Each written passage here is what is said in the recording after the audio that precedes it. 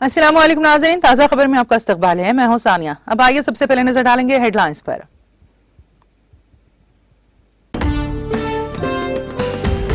रूसी अफवाज का यूक्रेन पर हमलों का सिलसिला जारी। इतवार की सुबह 2 बड़े धमाके। यूक्रेन ने रूस के साथ मुज़ाकरात की पेशकश ठुकरा दी।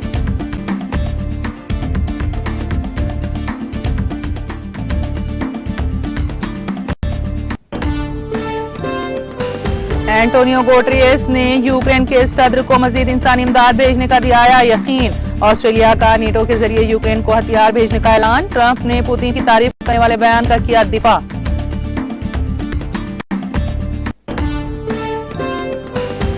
यूपी असेंबली इंतखाबात के 5वें मरहले की रायदही का सिलसिला जारी। 12 अजला की 61 नशिस्तों के लिए दोपहर 3 बजे तक 46.28% वोटिंग की गई दर्ज। यूक्रेन से मुल्की शहरियों की वापसी के लिए ऑपरेशन गंगा मुहिम जारी। अवामी रैली से वजीर आजम मोदी का खिताब।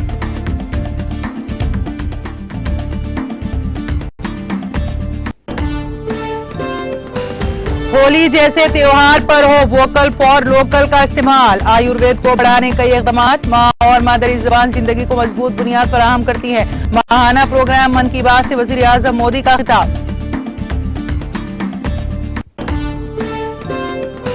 ऑपरेशन गंगा के तहत यूक्रेन से हिंदुस्तानियों की वापसी का सिलसिला जारी। ऑपरेशन गंगा के तहत 240 हिंदुस्तानियों के साथ तीसरी परवाज हिंदुस्तान के लिए रवाना।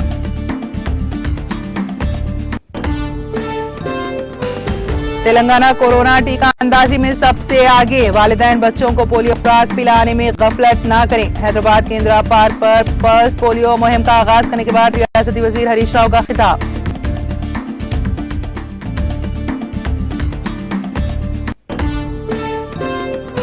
और यूक्रेन से तेलंगाना की 28 तालिबात वापस हुए शमशाबाद एयरपोर्ट पर देखे गए जज्बाती मनाजिर।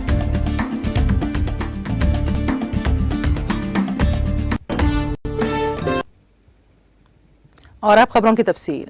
रूसी फौज ने इतवार की सुबह यूक्रेन के वॉल्स्कैफ में एक तेल के डिपो पर मिसाइल हमला किया और खार्किव में एक गैस पाइपलाइन को धमाके से उड़ा दिया। CNN के मुताबिक पहला धमाका यूक्रेन के दारुल हुकूमत कैफ से तकरीबन 30 किलोमीटर जनूब में वाक़ शहर वॉल्स्कैफ में हुआ, जहां एक बड़े फौजी हवाई अड्डे के साथ साथ कई ईंधन के टैंक भी हैं। दूसरा धमाका यूक्रेन के उसी खार्किव में हुआ है, जहां रूसी सिक्योरिटी फोर्सेस ने कुदरती गैस की पाइपलाइन को धमाके से उड़ा दिया। यूक्रेन की वज़ारत दाखिला के मुशीर एंटोन गेराशेंको ने टेलीग्राम पर कहा कि LO कंपनी के ऑयल डिपो को मिसाइल से निशाना बनाया गया। इमदादी कारकुन जाए हादसे की तरफ रवाना हो गए हैं। धमाके में किसी के हलाक होने की कोई इत्तला नहीं है। ये तवील अरसे तक जलता रहेगा और माहौल को शदीद नुकसान पहुंचाएगा।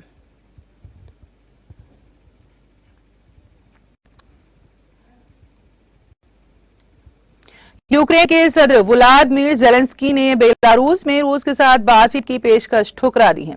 ज़ेलेंस्की ने इतवार को कहा है कि वो इन ममालिक में बातचीत के लिए तैयार हैं जो यूक्रेन के खिलाफ जारहाना नहीं है।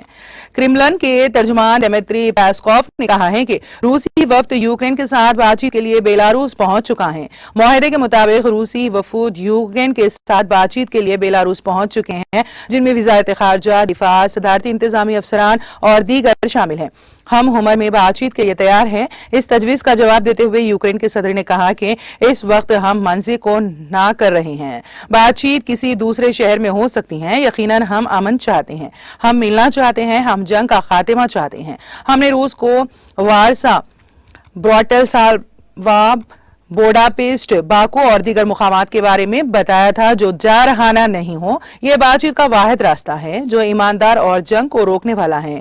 दी गार्डियन के मुताबिक ज़ेलेंस्की के मुशीर मिखाइल पोडोलियाक ने रूस की बातचीत की तैयारी पर कहा कि रूसी वफ्द बातचीत के लिए हुमल पहुंच गया है, ये जानते हुए कि यह फजूल है। इससे कबल यूक्रेनी फौजी ने कहा था कि बेलारूस के Tu-22 तैयारी ने कैफ पर हमला किया। इस दौरान रूसी फौज यूक्रेन के दूसरे बड़े शहर खार्किव में शदीद मुखालिफ सिमत का सामना करते हुए दाखिल हो गई।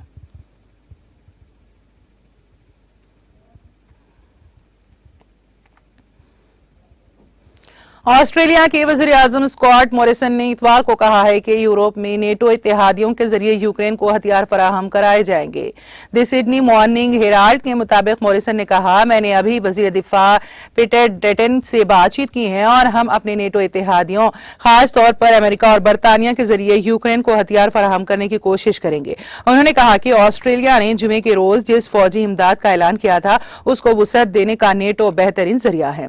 उन्होंने कहा वो पहले से ही इमदाद फराहम कर रहे हैं और हम उनके काम में उनकी मदद करेंगे।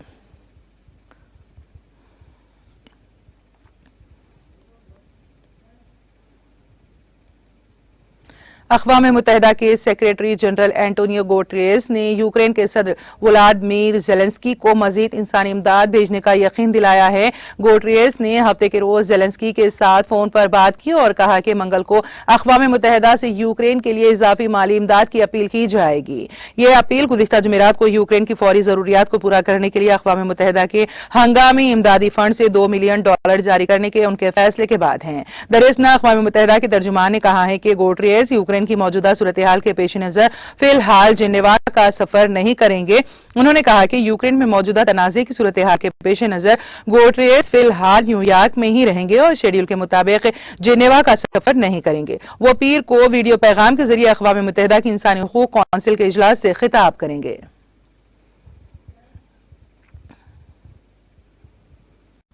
अमेरिका के सदर जो बाइडन ने रूस पर इक़्तिसादी पाबंदियों को तीसरी आलमी जंग से गुरेज की कोशिश करार दे दिया है। अमेरिकी मीडिया को इंटरव्यू देते हुए जो बाइडन ने कहा है कि यूक्रेन पर फौजी हमले की रूस को भारी कीमत चुकाना पड़ेगी। उन्होंने ये भी कहा है कि उनके पास सिर्फ दो ऑप्शंस हैं, एक ये कि रूस के खिलाफ जंग में अमली तौर पर शरीक होकर तीसरी आलमी जंग का आगाज कर दिया जाए या फिर आलमी कवानीन की खिलाफ वर्जी करने वाले इस मुल्क को भारी कीमत चुकाने पर मजबूर किया जाए। दूसरी जानिब रूस ने खबरदार करते हुए कहा है कि यूरोप की जानिब से पाबंदियों के जवाब में वो तखफीफ असलहा मुआहदों से अलहदा हो सकते हैं। अपने बयान में डिप्टी हेड रूसी सिक्योरिटी काउंसिल ने कहा है कि मगरिब से ताल्लुकात मुकम्मल खत्म कर सकते हैं। वाज़ेह है कि यूक्रेन पर हमले के बाद अमेरिका समेत यूरोपीय ममालिक ने रूस पर पाबंदियां आयद की हैं।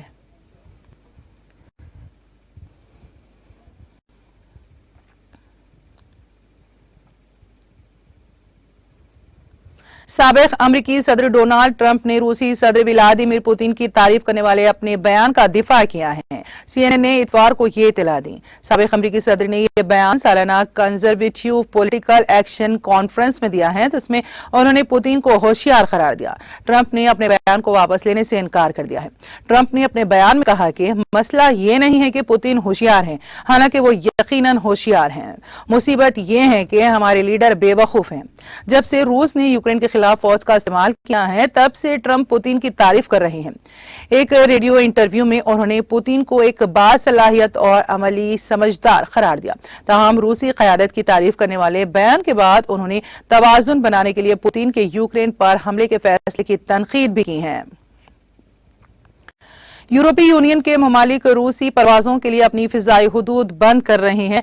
ये इत्तला जर्मन मीडिया ने दी है। जर्मनी में ARD ब्रॉडकास्टर के लिए काम करने वाले सहाफी मेटेडास डिज ने हफ्ते के रोज देर रात यह ट्वीट किया, यूरोपीय यूनियन के ममालिक रूसी परवाजों के लिए अपनी फिजाई हुदूद बंद कर रहे हैं। एक काबिल एतमाद जरिए ने अभी मुझे इसकी तस्दीक की है। जर्मन मीडिया रिपोर्ट्स के मुताबिक जर्मन परचम बरदार और जर्मनी की सबसे बड़ी एयरलाइन लुफ्तांसा ने यूक्रेन में रूस के खुसूसी फौजी ऑपरेशन के दरमियान रूसी फिजाई हुदूद में अपनी परवाजें एक हफ्ते के लिए मुअत्तल कर दी हैं।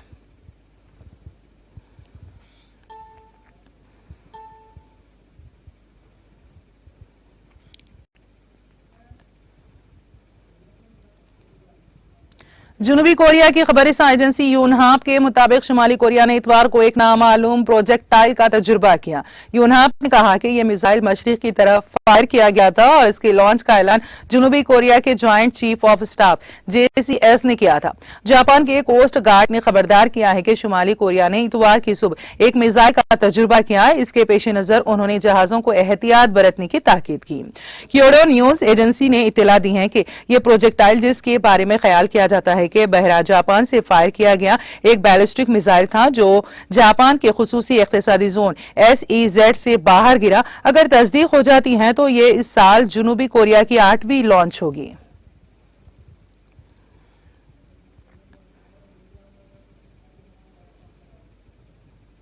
उत्तर प्रदेश असेंबली इंतखाबात के 5वें मरहले में रियासत के 12 अजला की 61 नशिस्तों पर इतवार की सुबह 7 बजे सख्त हिफाजती इंतजाम के दरमियान वोटिंग शुरू हो गई। इलेक्शन कमीशन के अफसरान ने कोविड प्रोटोकॉल की तामील को यकीनी बनाते हुए वोटिंग के आगाज के बारे में मुत्तले किया।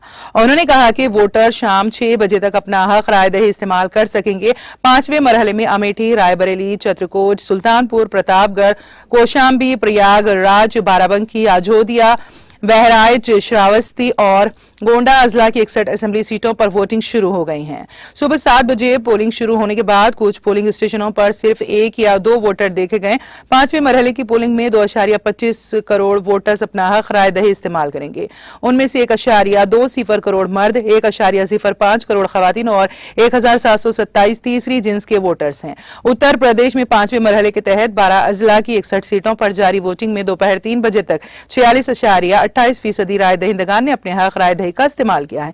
इलेक्शन कमीशन से मौसूल इत्तला के मुताबिक दोपहर 3 बजे तक सबसे ज्यादा वोटिंग जिले चित्रकूट में 51.56% हुई है, जबकि सबसे कम वोटिंग जिले प्रयागराज में 42.62% रिकॉर्ड की गई हैं। इसके अलावा दीगर अजला में अमेठी में 46.42%, अयोध्या में 50.66%, बहराइच में 48.75%, बाराबंकी में 45.53%, गोंडा में 46.62%, कौशाम्बी में 48.66%, प्रतापगढ़ में 44.29%, रायबरेली में 46.86%, श्रावस्ती में 49.40%, सुल्तानपुर में 46.43% राय दहिंदगान ने अपने हक रायदही का इस्तेमाल किया है।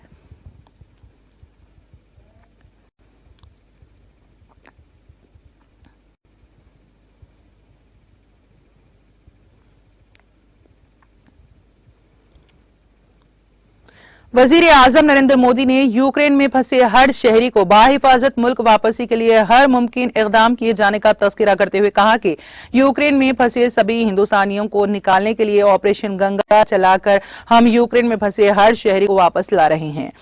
हमारे जो बेटे बेटी अभी वहां हैं, उन्हें पूरी सिक्योरिटी के साथ अपने घर पहुंचाने के लिए हुकूमत दिन रात काम कर रही है।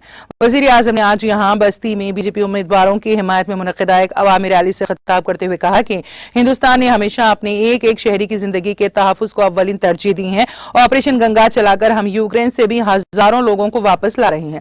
हमारे जो बेटे बेटी अभी वहां हैं, उन्हें पूरी सिक्योरिटी के साथ अपने घर तक पहुंचाने के लिए हुकूमत दिन रात काम कर रही है। मुल्क के हर शहरी को अपने परिवार के मसावी करार देते हुए उन्होंने कहा, इस वक्त जो आलमी हालात हैं, इस पर हर एक हिंदुस्तानी की नजर है। हिंदुस्तान ने हमेशा अपने एक एक शहरी की जिंदगी को तहफ्फुज फराहम करने को अव्वलीन तरजीह दी है। जहां भी बहरान आया, हमने अपने शहरियों की बाहिफाजत वापस लाने के लिए कोई कसर नहीं छोड़ी है। मेरे लिए मेरे मुल्क का हर शहरी अपना परिवार है। मोदी ने जात पात से ऊपर उठकर मुल्क के साथ खड़े होने की अपील करते हुए कहा कि आज का ये दौर हिंदुस्तान के हर शहरी को एक बहुत बड़ा पैगाम दे रहा है। ये वक्त हिंदुस्तान को ज्यादा से ज्यादा ताकतवर बनाने, हिंदुस्तान को खुद कफील बनाने का है। ये वक्त जात पात से ऊपर उठकर, छोटी से छोटी बातों से ऊपर उठकर मुल्क के साथ खड़े होने का है।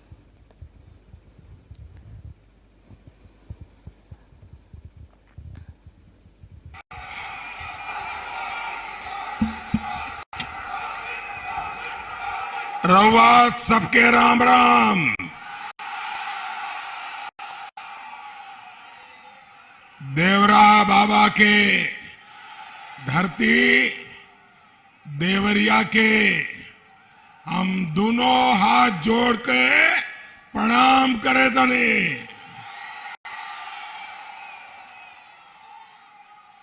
देवरिया की धरती पर देवरही माता तरकुलही देवी का अपार आशीर्वाद है। ये धरती महायोगी देवरहा बाबा की तपोस्थली और बाबा राघवदास जी की कर्मभूमि रही है। इस धरती पर महान क्रांतिकारी पंडित राम प्रसाद बिस्मिल की समाधि है। महान वीरों की इस धरती को मैं सर झुकाकर प्रणाम करता हूं।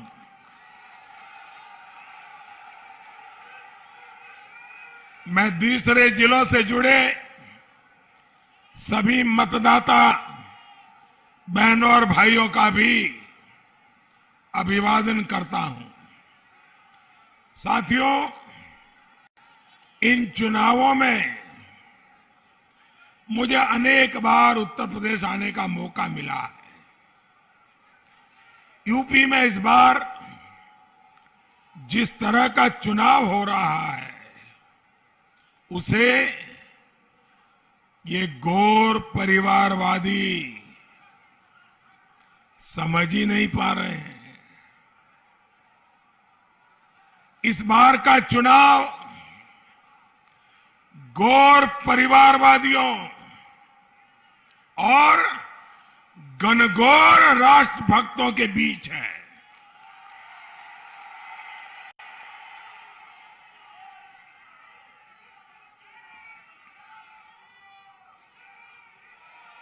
इस चुनाव में परिवारवादियों के खिलाफ दलित, शोषित, पीड़ित, वंचित सबके सब एकजुट है। इस चुनाव में परिवारवादियों के खिलाफ पिछड़ा वर्ग भी एकजुट है और सामान्य वर्ग ने भी उन्हें पटखनी देने की ठान ली है। इन परिवारवादियों ने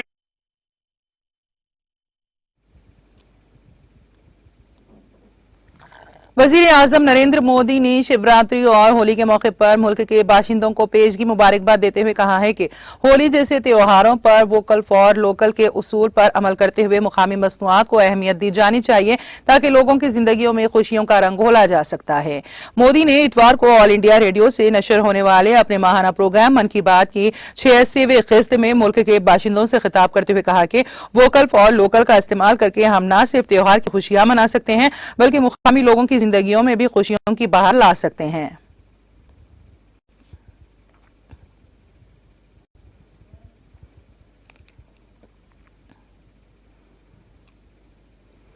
वजीर आजम नरेंद्र मोदी ने कहा है कि उनकी हुकूमत ने हिंदुस्तान के रिवायती तिब्बी तरीके आयुर्वेद को बढ़ाने के लिए वजारत आयुष के जरिए कई कदम उठाए हैं और इसी का नतीजा है कि इसमें अब स्टार्टअप भी शुरू हो गया है।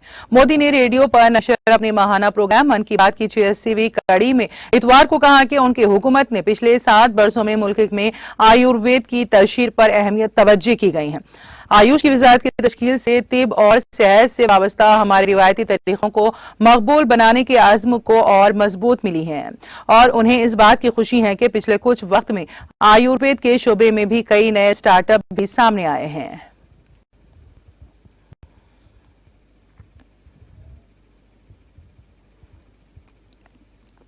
मुलाकात मेरे मित्र और केनिया के पूर्व प्रधानमंत्री रायला ओडिंगा जी से हुई थी।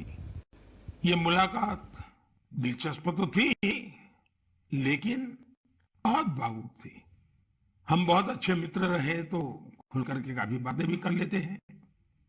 जब हम दोनों बातें कर रहे थे तो ओडिंगा जी ने अपनी बिटिया के बारे में बताया। उनकी बेटी रोजमेरी को ब्रेन ट्यूमर हो गया था और इस वजह से उन्हें अपनी बिटिया की सर्जरी करानी पड़ी थी।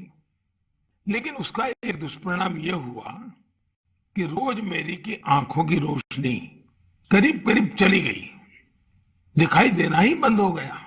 अब आप कल्पना कर सकते हैं उस बेटी का क्या हाल हुआ होगा और एक पिता की स्थिति का भी हम अंदाज लगा सकते हैं, उनकी भावनाओं को समझ सकते हैं। उन्होंने दुनिया भर के अस्पतालों में, कोई भी दुनिया का बड़ा देश ऐसा नहीं होगा कि जहां उन्होंने बेटी के इलाज के लिए भरपूर कोशिश न की हो। दुनिया के बड़े बड़े देश छान मारे हैं लेकिन कोई सफलता नहीं मिली और एक प्रकार से सारी आशाएं छोड़ दी। पूरे घर में एक निराशा का वातावरण बन गया। इतने में किसी ने उनको भारत में आयुर्वेद के इलाज के लिए आने के लिए सुझाव दिया। वो बहुत कुछ कर चुके थे, थक भी चुके थे, फिर भी उनको लगा कि चलो भाई एक बार ट्राई करें क्या होता है। वे भारत आई, केरला के एक आयुर्वेदिक अस्पताल में अपनी बेटी का इलाज करवाना शुरू किया। काफी समय बेटी यहाँ रही। आयुर्वेद के इस इलाज का असर ये हुआ कि रोजमेरी की आंखों की रोशनी काफी हद तक वापस लौट आई। आप कल्पना कर सकते हैं कि जैसे वजीर आजम नरेंद्र मोदी ने कहा है कि माँ और मादरी जबान मिलकर जिंदगी को मजबूती फराहम करती हैं।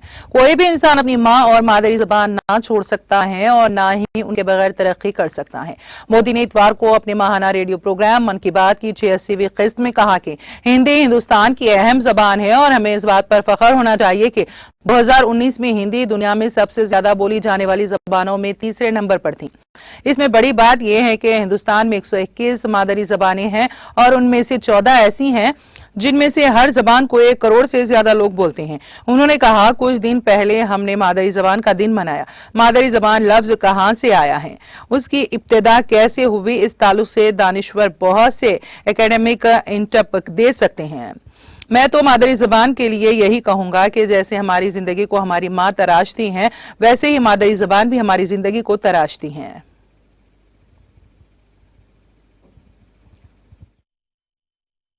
देश की जब कोई बहुमूल्य धरोहर वापस मिलती है तो स्वाभाविक है इतिहास में श्रद्धा रखने वाले, आर्कियोलॉजी में श्रद्धा रखने वाले, आस्था और संस्कृति के साथ जुड़े हुए लोग और एक हिंदुस्तानी के नाते हम सबको संतोष मिलना बहुत स्वाभाविक है।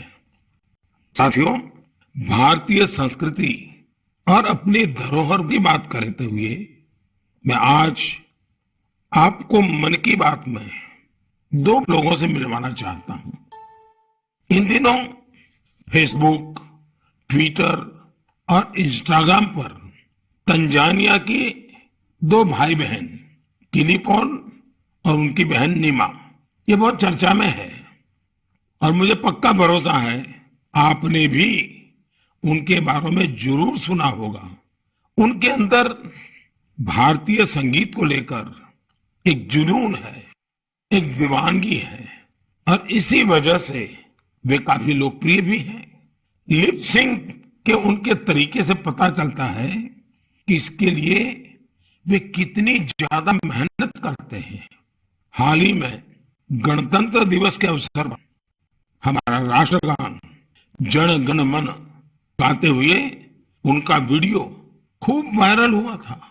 कुछ दिन पहले उन्होंने लता दीदी का एक गाना गाकर उनको भी भाईली और नीमा तरीके से पता है दिलवाना चाहता हूं। तरीके से पता चलता है कि इसके लिए एक गाना गाकर कुछ दिन पहले तंजानिया में भारतीय दूतावास में इन्हें सम्मानित भी किया गया है। भारतीय संगीत का जादू ही कुछ ऐसा है जो सबको मोह लेता है। मुझे याद है कुछ वर्ष पहले दुनिया के 150 से ज्यादा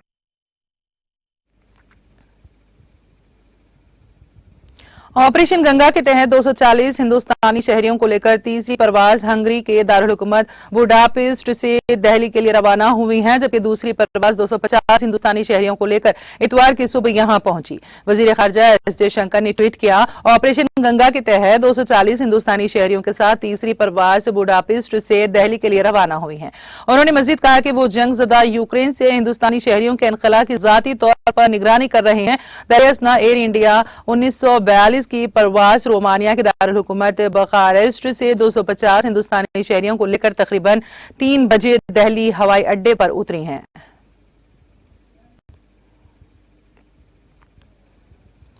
मध्य प्रदेश के 4 और तलबा जंग से मुतासिर यूक्रेन से हिंदुस्तान लौट आए हैं। इसके साथ ही यूक्रेन से हिंदुस्तान लौटने वाले मध्य प्रदेश के तलबा की तादाद 5 हो गई है। महकमे दाखिला के additional chief secretary doctor Rajesh राजवा की तरफ से मौसूल इत्तला के मुताबिक हफ्ते और इतवार की दरमियानी रात करीब 2:45 बजे एक खुसूसी तैयारा यूक्रेन से नई दिल्ली लौटा। इसमें मध्य प्रदेश के 4 तलबा भी सवार थे। इन तलबा के नाम जबलपुर की काशवी तारे, खरगोन की आयुषी पटेल, नीमच की सरस्वती शर्मा और सीधी की शंभम द्विवेदी बताए गए हैं। आज ही मध्य प्रदेश के 4 और तलबा बुडापेस्ट से खुसूसी तैयारी से नई दिल्ली लौटने वाले हैं। उनके नाम भोपाल के लोकेश, बैतूल के योगेश त्यागी, संता के सुनील पांडे और इंदौर की जेनिशा जैक के हैं तौर पर की गई है। मध्य प्रदेश में सीएम हेल्पलाइन पर यूक्रेन में रियासत के शहरियों के होने की 122 इत्तलाहात हासिल हुई हैं, जिन्हें निकालने की कोशिश की जा रही है। वादी कश्मीर में भारी बर्फबारी के बाद मौसमी सूरत हाल मुसलसल दगरगू है और गुज़िश्ता शब भी वादी के बालाई इलाकों में कहीं कहीं हल्की बर्फबारी जबकि मैदानी इलाकों में बारिशें हुई हैं। उधर महकमे मौसमियात के तर्जुमान की पेशगोई के मुताबिक जम्मू कश्मीर में 2 से 3 मार्च तक बालाई इलाकों में कहीं कहीं हल्की बर्फबारी या बारिशों का इम्कान है। उन्होंने कहा कि बारिज़ा वादी में मौसम मजमूई तौर पर खुश्क रहने का इम्कान है। मौसम तर्जुमान ने कहा है कि वादी के मशहूर जमाना सियाहती मुकाम गुलमर्ग और पहलगाम में गुज़िश्ता शब ताज़ा बर्फबारी हुई है जबकि वादी के मैदानी इलाकों में बारिशें हुई हैं। तेलंगाना भर में पल्स पोलियो की मुहिम आज सुबह 8 बजे शुरू हुई। वजीर सेहत हरीश राव ने शहर हैदराबाद के इंदिरा पार्क पर इस मुहिम का आगाज किया। इस मुहिम का मकसद 5 बरस तक की उम्र के तकरीबन 35 लाख बच्चों को पोलियो खुराक पिलाना है। आंगनबाड़ी सेंटर, सरकारी स्कूल, अवामी कुतुबखानों, बस टर्मिनल्स, रेलवे स्टेशन, सयाहती मुकामात और एयरपोर्ट्स के साथ साथ सरकारी निगहदाश्त सेहत मराकज पर पोलियो खुराक पिलाने का इंतजाम किया गया है। महकमे पंचायत राज के ओहदेदारों के साथ तालमेल के जरिए रियासत भर में महकमा सेहत के ओहदेदारों ने 25,000 पोलियो बूथ्स का एहतमाम किया है। तकरीबन 800 टीमों, 8,000 ANM और 25,000 आशा वर्कर्स ये खुराक पिला रहे हैं। पहले दिन जिन बच्चों को खुराक नहीं पिलाई जा सकी उनको अगले 2 दिनों के दौरान पीर और मंगल को खुराक पिलाई जाएगी। हरीश राव ने कहा कि पोलियो की खुराक पिलाने में वालिदैन और सरपरस्त गफलत ना बरतें। उन्होंने जोर देते हुए कहा कि तेलंगाना कोरोना टीका अंदाजी में सबसे आगे है। हुकूमत की जानिब से बस्ती डिस्पेंसरियों के जरिए गरीबों को मियारी जदीद तरीन तिब्बी खिदमात फराहम की जा रही हैं। उन्होंने कहा कि पोलियो की खुराक पिलाने का प्रोग्राम 3 दिन तक जारी रहेगा। आज टीका अंदाजी के मराकज में 5 साल से कम उम्र बच्चों को पोलियो के खतरे पिलाए जा रहे हैं। कल तमाम तिब्बी एहलकार घरों पर पहुंचकर यह खुराक पिलाएगा, क्योंकि पोलियो के खतरे बच्चों को जानलेवा पोलियो की बीमारी से बचाने का वाहिद जरिया है। पोलियो के मामलात हर जगह पाए जाते हैं। वालिदैन को पैदाइश से लेकर 5 साल की उम्र तक के तमाम बच्चों को टीके जरूर लगवाने चाहिए। महकमा सेहत का मकसद रियासत भर में 38 लाख बच्चों को पोलियो खुराक पिलाने का है। इसके लिए हमने रियासत भर में 50 लाख खुराकें तकसीम की हैं। बच्चों के लिए टीकाकारी के लिए तेलंगाना एक मिसाली रियासत बन गई है। नीति आयोग ने यह दावा किया है। हाल ही में जारी करदा हेल्थ इंडेक्स में यह वाजे करता है कि तेलंगाना में 100% बच्चों को टीके लगाए जा रहे हैं। वजीर आला ने हैदराबाद में 350 बस्ती डिस्पेंसरियां कायम करने का फैसला किया है। शहर में 256 बस्ती डिस्पेंसरियां पहले ही खिदमात अंजाम दे रही हैं। इस साल मजीद 94 बस्ती डिस्पेंसरियां कायम की जाएंगी। बस्ती दवाखानों के कयाम के साथ ही तेलंगाना मुल्क में एक मिसाली रियासत बन गई है, जहां पर तिब्बी खिदमात के अलावा अद्वियात भी मुफ्त हैं। 57 किस्म के मेडिकल टेस्ट मुफ्त करवाने की सहूलत फराहम की गई है।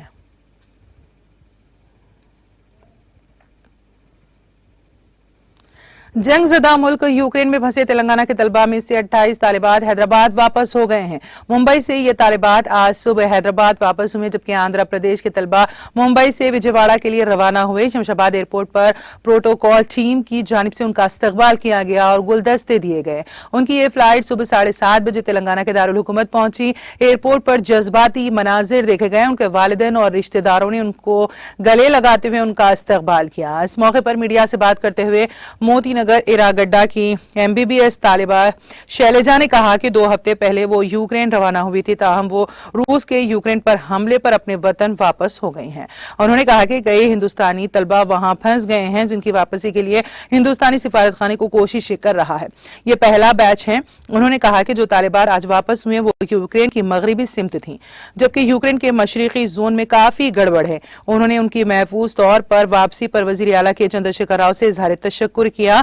बाज तालिबात ने कहा कि 2-3 दिन से ग़िज़ा और नींद ना होने से वो काफी तनाव में थी।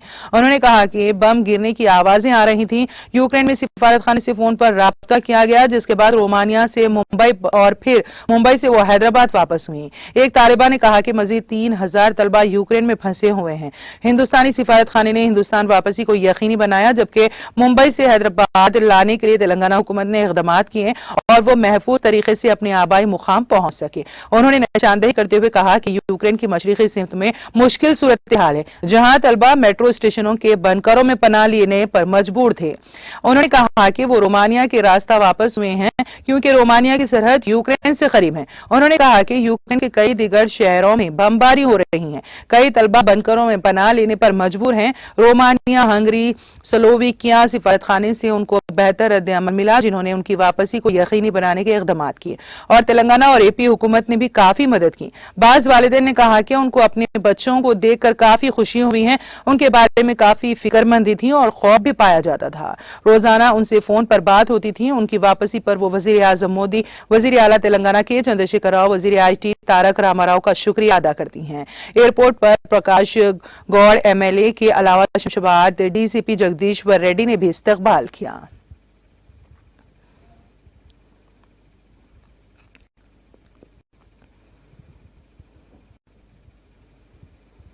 शहर हैदराबाद की निकलस रोड पीपल्स प्लाजा में मेगा नर्सरी मेला जारी है। इस पर अवाम का काफी बेहतर रद्द-ए-अमल सामने आया है।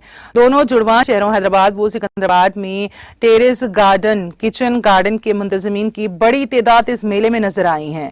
बेशतर अफराद ने इस मेले से फूल और फल के पौधों के साथ साथ तखुम भी खरीदे। ये मेला 28 फरवरी तक जारी रहेगा। मुल्क की मुख्तलिफ रियासतों के तकरीबन 120 स्टॉल्स नर्सरी मेले में कायम किए गए हैं। अवाम के लिए सुबह 9 बजे से रात 9 बजे तक इसको खुला रखा जा रहा है। मेले में स्कूलों और कॉलेजेस के तलबा के अलावा टेरेस गार्डन के मुतज़मीन को मुफ्त दाखिला दिया जा रहा है। इस मेले में हिमाचल प्रदेश के सेब के पौधे भी नुमाइश के लिए रखे गए हैं। इसके अलावा तेलंगाना और आंध्र प्रदेश में पैदा किए जाने वाले सेब के पौधे भी नुमाइश में रखे गए हैं।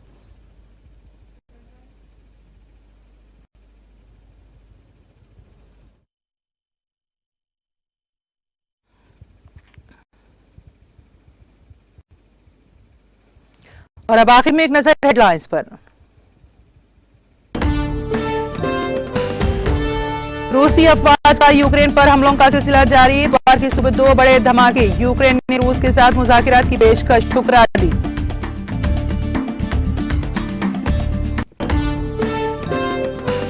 एंटोनियो गुटेरेस ने यूक्रेन के सदर को मजीद इंसानी इमदाद भेजने का दिलाया यकीन। ऑस्ट्रेलिया का नेटो के जरिए यूक्रेन को हथियार भेजने का ऐलान। ट्रंप ने पुतिन की तारीफ करने वाले बयान का किया दिफा।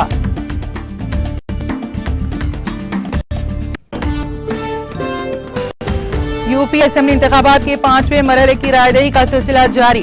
12 अजला की 61 नशिस्तों के लिए दोपहर 3 बजे तक 46.28% वोटिंग की गई दर्ज। यूक्रेन से मुल्की शहरियों की वापसी के लिए ऑपरेशन गंगा मुहिम जारी। अवामी रैली से वजीर आजम मोदी का खिताब।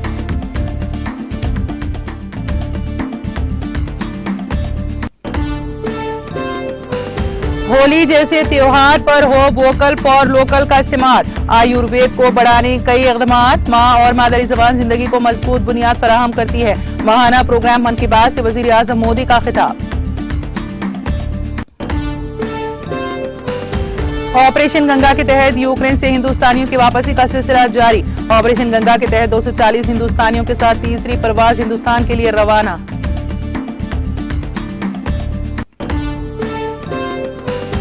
तेलंगाना कोरोना टीका अंदाजी में सबसे आगे। वालिदैन बच्चों को पोलियो खुराक पिलाने में गफलत न करें।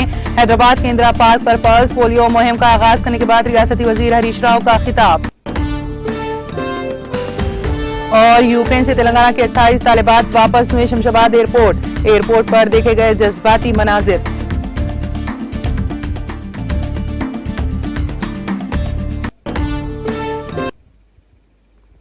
ताजा खबर में फिलहाल इतना ही। ताजा तरीन अपडेट्स के लिए देखते रहिए टीटीवी। अब इजाजत दीजिए, खुदा हाफिज।